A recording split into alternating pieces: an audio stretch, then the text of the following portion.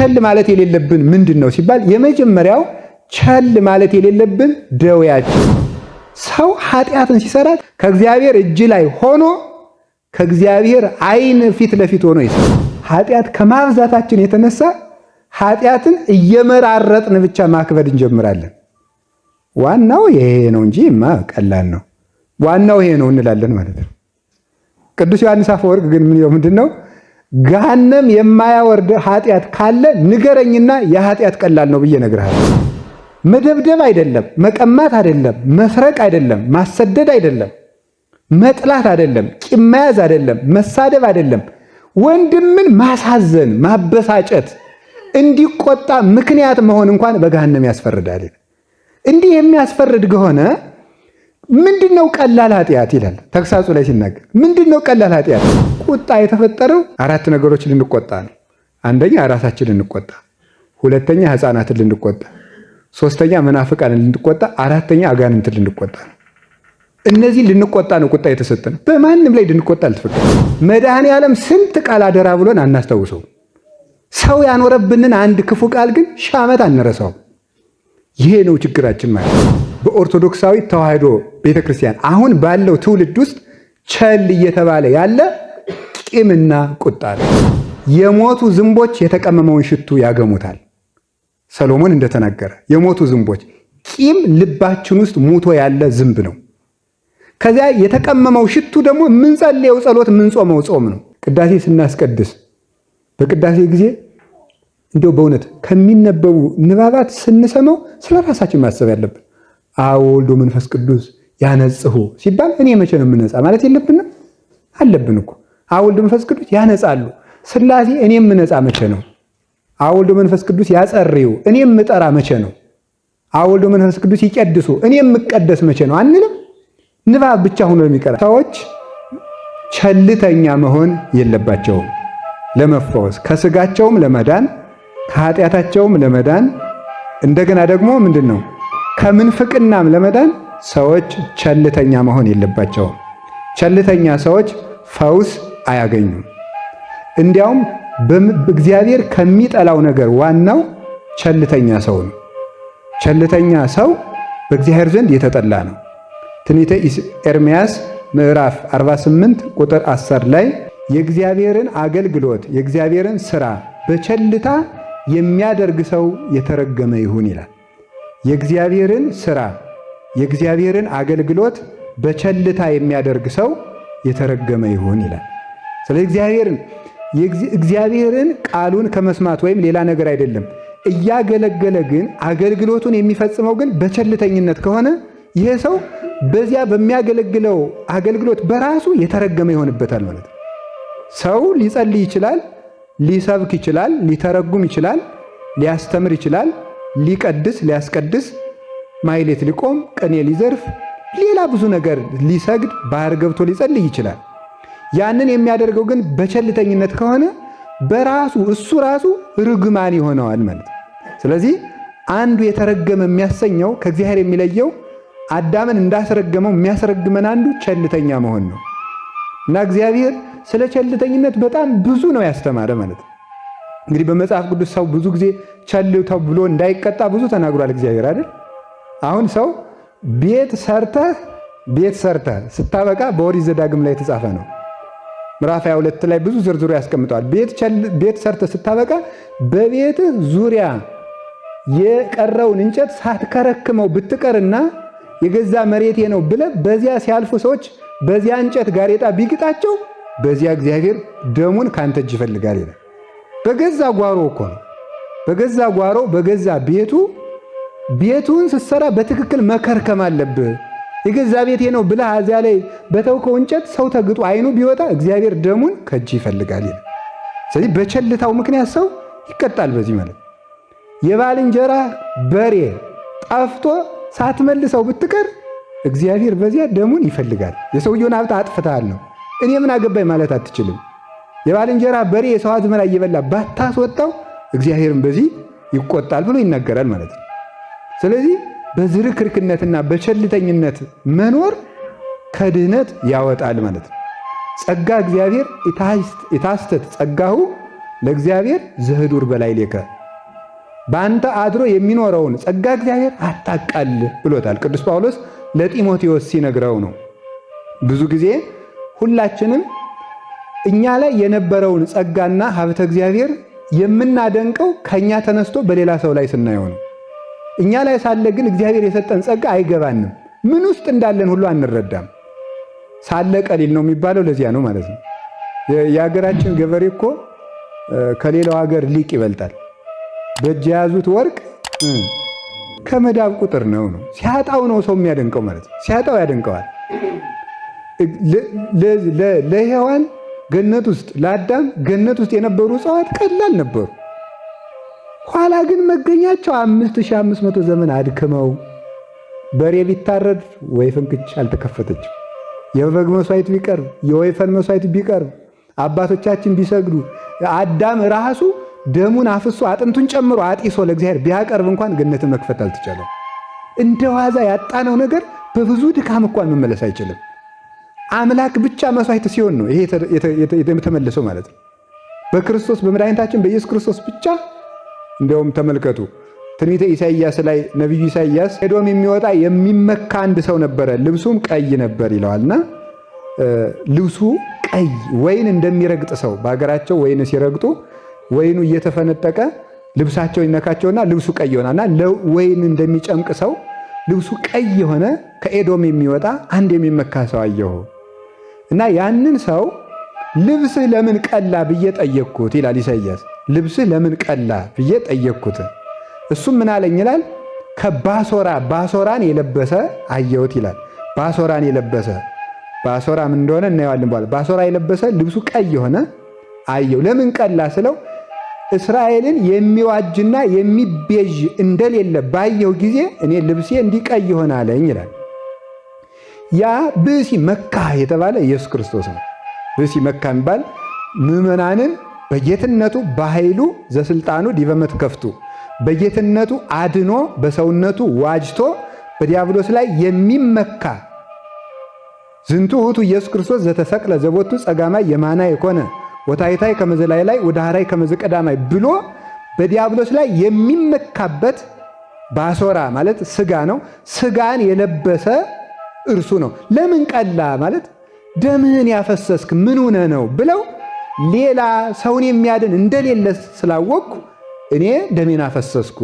ስጋ ለብሰ በተገለጥክ ጊዜ መልአከ ሞት ተሰጥመ መላ በልቅሶ በሐዘን ሰጠመ። ስለዚህ የኢሳይያስ መካ የምትመካው አንተ ኢየሱስ ክርስቶስ አንተ ነህ። የንጽህናና የቅድስና መሰረት የሚሆን ማየገቦና ደመገቦ ለተገኘበት ጎን ሰላምታ ይገባል ብሎ ደራሲው የሚያመሰግነው ብሉይና ሐዲስን ዮሐንስ ወንጌል ምዕራፍ 19ና ኢሳይያስን አስተባብሮ እንተምኔው ተውበ ፈልፈለ ቅድሳት ወንጽ ብሎ ዮሐንስ 19 ላይ ደመገቦና ማየገቦ የቅድስና የንጽህና የጥምቀት መሰረት የሚሆን መፍሰሱን ያጠይቃል። ዘኢሳይያስ መካ ብሎ ደግሞ ሰውነቱ ደም እስኪለብስ ድረስ መከራ መቀበሉን የኢሳይያሱን ያመጣል።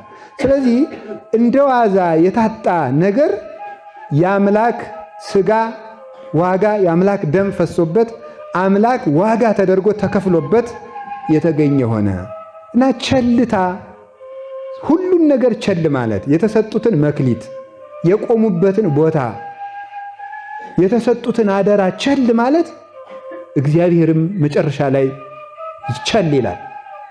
እስራኤልን ሲላቸው ታግሶ እስራኤል ወልደ ዘበኩሬ እስራኤል የበኩሬ ልጅ ነው ሕፃን ሳለ ወደድኩት ይላል። ትንቢተ ሆሴዕ ምዕራፍ 11 ላይ ሲናገር እስራኤል የበኩሬ ልጅ ነው ሕፃን ሳለ ወደድኩት ግን ጠላሁት ይልና መጨረሻ ላይ ደቂቀ እስራኤል ሰቆራረ ኮንክሙኒ ኤርምያስ ላይ ሄዶ አስጸያፊ ሆናችሁብኝ ይላቸዋል።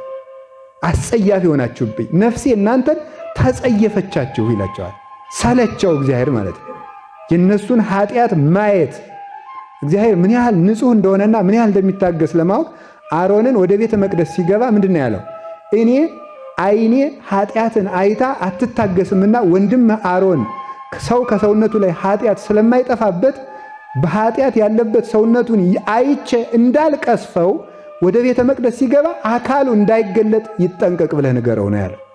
እንዲህ ያለ ሲሆን ግን እግዚአብሔር ሁልጊዜ ኃጢአታችን በፊቱ እንደ ስጦ የተሰጣ ሆኖ ሳለ ችሎ ታግሶ ይኖራል። ሰጣይሁ ለኩሉ ክሱት ናርል ያለ ምንድነው? ሰጣይሁ ለኩሉ ክሱት ብሎ ይናገራል። እሱ የተገለጠውን ሁሉ ሀባይሁ ለኩሉ ክሱት ሰጣይሁ ለኩሉ ህቡዕ ነው። የተገለጠውን ይሰውራል፣ የተሰወረውን ይገልጣል። ሰው ኃጢአትን ሲሰራ ከእግዚአብሔር እጅና ከእግዚአብሔር እጅ ላይ ሆኖ ከእግዚአብሔር ዓይን ፊት ለፊት ሆኖ ይሰራል። በትንቢተ ኤርምያስ ምንድነው ያለው? እስራኤል እናንተ እኮ እኔ እጅ ላይ ናችሁ፣ ልጣላችሁ ወይ ይላቸዋል፣ ልወርውራችሁ ወይ ብሎ ይናገራቸዋል። እና ቸልተኝነት እግዚአብሔርን ትዕግስቱን ምሕረቱን ሳይቀር ቸል ማለት በእግዚአብሔር ዘንድ ያስወረውራል፣ ያስቀጣል። ያን ነው ቸል ማለት የለብንም። በስጋም በነፍስም ለመዳን ቸል ማለት የለብንም። ቸል ማለት የሌለብን ምንድን ነው ሲባል የመጀመሪያው ቸል ማለት የሌለብን ደዌያችን ነው። ሲራክ ሲናገር መጽሐፈ ሲራክ ምዕራፍ 38 ቁጥር 9 ላይ ልጄ ደዌህን ቸል አትበል ይላል። ወጸልይ ሀበ እግዚአብሔር ወውቱ ይፈውሰከ።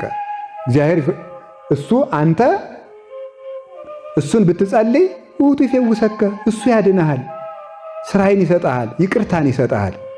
ስለዚህ ደዌህን ቸል አትበለው። እንዲያውም ቸል ማለት ምን ማለት ነው? አንዳንድ ጊዜ አሁን ኃጢአት ሲበዛ ምን ይሆናል መሰላችሁ? ኃጢአት ከማብዛታችን የተነሳ ኃጢአትን እየመራረጥን ብቻ ማክበድ እንጀምራለን። ዋናው ይሄ ነው እንጂማ ቀላል ነው፣ ዋናው ይሄ ነው እንላለን ማለት ነው።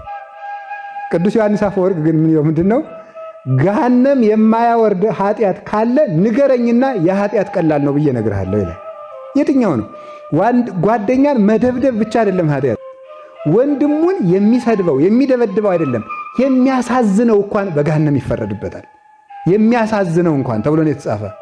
እንዲህ ሆነ ሳለ መደብደብ አይደለም፣ መቀማት አይደለም፣ መስረቅ አይደለም፣ ማሰደድ አይደለም፣ መጥላት አይደለም፣ ቂም መያዝ አይደለም፣ መሳደብ አይደለም፣ ወንድምን ማሳዘን፣ ማበሳጨት፣ እንዲቆጣ ምክንያት መሆን እንኳን በገሃነም ያስፈርዳል። እንዲህ የሚያስፈርድ ከሆነ ምንድነው ቀላል ኃጢአት ይላል ተግሳጹ ላይ ሲናገር። ምንድነው ቀላል ኃጢአት? ለትልቁ አሳልፈው የሚሰጡ ከሆነ ጠላት ያልሆነ ማን ነው? ለክርስቶስ ጠላት የሆነው ይሁዳ የሰጠነው። ይሁዳ ክርስቶስን ቸንክሯል፣ አልቸነከረም። ደብድቧል፣ አልደበደበም። ገርፏል፣ አልገረፈም። ምራቅ ተፍቶበታል፣ አልተፋበትም። በእግሩ ረግጦታል፣ አልረግጠውም። እንዲያውም ይሁዳ ካደረገው ይልቅ ጳውሎስ ያደረገው ይበልጣል አይደል? ቅዱስ ጳውሎስ ረግጦታል እኮ ጌታን እኮ ማለት ነው። ረግጦታል፣ እሱን ግን መልሶታል። ግን ምንድነው እሱ? የተንኮል ምክንያት በመሆኑ ነው። ይሁዳ የቸነከሩትን ያህል እንዲፈረድ ያደረገበት ምንድነው? ግብሩን ባይሰራው እንኳን የግብር ምክንያት በመሆኑ ነው። እና አንድን ተግባር ባንሰራው እንኳን ሰዎች እንዲሰሩት ልብ ብላችሁ ስሙ። ነፍስ አትግደል ብሏል እግዚአብሔር። እኛ ሰዎችን በሰይፍ ባንገላቸው እንኳን ሰዎች ራሳቸውን እንዲገድሉ ምክንያት ከሆነ እግዚአብሔር ይፈርድብናል። እንዲገድሉ፣ በኃጢአት እንዲጠፉ። ሰዎች እኮ በእኛ ምክንያት መናፍቅ እንደሚሆኑ ታውቃላችሁ? ይሆናሉ ሰዎች መናፍቅ ማለት ነው። እኔ እንደው በቃ እንግዲህ እኛን አይቶ እኛ ስናስከፋው ሰው ሲመረው ገደል ይገባል። ሰው ሲመረው ውሃ ይገባል። ሰው ሲመረው መርዝ ይጠጣል። ሰው ሲመረው መናፍቅ ይሆናል። ሰው የሚወደው ራሱን ነው። ከእግዚአብሔር በላይ ሰው ራሱን ይወዳል። ራሱን ማንም ሰው እንደማይወደው እርግጠኛ ከሆነ ራሱን ያጠፋል። ስለዚህ በሌላ አባባል ያን ሰው እኛ ገደል ነው ማለት ነው። እግዚአብሔር ደግሞ የዚያን ሰው ደም ከእጃችን ይፈልጋል። ልብ ብላችሁ ስሙ። እግዚአብሔር ሰዎች ኃጢአት ሲሰሩ ባለመምከራችን የሚፈርድብን ከሆነ ኃጢአት እንዲሰሩ ምክንያት ከሆናቸው እንደምን አይፈርድብንም? ሊቁ ቅዱስ ዮሐንስ አፈወርቅ ሲናገር ወንድምህ ኃጢአት ሲሰራ ብታየው ታው በለው፣ ስጋው ድል ነስቶት ነው እንጂ ሲኦልን ወዶ ኃጢአት የሚሰራ የለም። እምቢ ካለ ልብሱን ይዘህ ጎትተው ይላል። እንዲሁ እኮ ይገርማል እኮ። ልብሱን ይዘህ ጎትተው ወንድምህን ትታደገዋለህ። ስለዚህ እስከዚህ ድረስ መጣር እያለብን አለመጣር ደግሞ የሚያስፈርድብን ከሆነ ጭራሽ ደግሞ ሰውየው እንዲጠፋ ምክንያት ከሆነ ነው። ግን እግዚአብሔር ደሙን ይፈልጋል። ለእግዚአብሔር ውድ ገንዘቡ ሰው ነው። ሰውን እንደ ማጥፋት ያለ ነገር ምንም የለም። ለእግዚአብሔር ውድ ገንዘቡ ሰው ነው። እውነቴን ነው። ከቤተ ክርስቲያን ከታቦት ሰው ይበልጣል። ከታቦት ሰው ይበልጣል። ታቦት እኮ አይጸድቅም። ታውቃላችሁ? መጽደቂያ ነው እንዴ! ታቦት ይጸድቃል? አይጸድቅም። መጽደቂያ ንዋያተ ቅድሳት እኮ ነው። ከንዋያተ ቅድሳት ይበልጣል። ከሌሎችም ንዋያተ ቅድሳት ከብራና መጻሕፍት፣ ከውድ ገንዘቦች፣ ከብር መስቀሎች፣ ከነዚህ ሁሉ እነዚህ ስላችሁ ንዋያቱን ነው እያል እንጂ የመስቀልነቱን ክብር እያልኩ አይደለም። መስቀል በመስቀልነቱን እየናቅኩኝ እንዳይመስላችሁ። ስለዚህ እያልኩት ያለው ምንድን ነው? ለእግዚአብሔር ውድ ገንዘቡ ሰው ነው እና ቸል ብሎ በሽታህን ቸል አትበለው። እግዚአብሔር ምን ይላል ነውና ይፈውሳል። እና ትንንሽ ነገሮቻችን እንንቃቸዋለን።